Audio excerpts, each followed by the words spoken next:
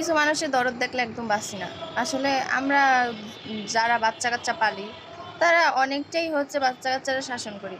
আর কিরিম আপা একটা মূর্খ মানুষ, উনি বুঝে না কিছু না যে ক্যামেরার সামনে কোনটা করতে হবে কোনটা করতে হবে না।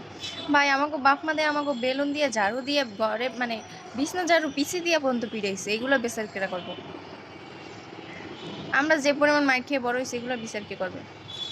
এই যে কিছু মানুষ আইয়া উনি দেখলাম যে এক একটা জ্ঞান দেয় যে আমাকে বাপ মা এরকম পালছে, বাপ মা হচ্ছে যে আমাকে জন্য রইছে, মা আমাকে জন্য সংসার ছাড়ে নাই। আরে ভাই যাইয়া দেখেন প্রতিটা ঘরে বাচ্চারা কত পরিমাণে অত্যাচার হইতেছে। কিছু কিছু ঘরে বাচ্চা 9-10 বছরের বাচ্চা নিয়ে আসে কাজের জন্য, নিয়ে এসে কি পরিমাণ অত্যাচার করে। সৎ মায়ের অত্যাচারে বাচ্চা কাচ্চা মইরে পর্যন্ত যায়। রাস্তায় এত এত পোলাপান রয়েছে সেগুলোর বিচার কিছু করে না। মানে কিরিমা ভাই এত মার চেয়ে মাসির দরদ সবাই দেখাইতে পারে। এই যে আমরা যে শ্বশুরবাড়ির কিছু মানুষ আছে না, আমরা যেই 2 বাচ্চা পালি সারাদিন ঘরে পয়সা পয়সা, শ্বশুরবাড়ি গেলে একটু যদি শুকনা দেখে একটু যদি দেখে, মানে দরদের উতলাই উঠোনের মানুষের অভাব নাই।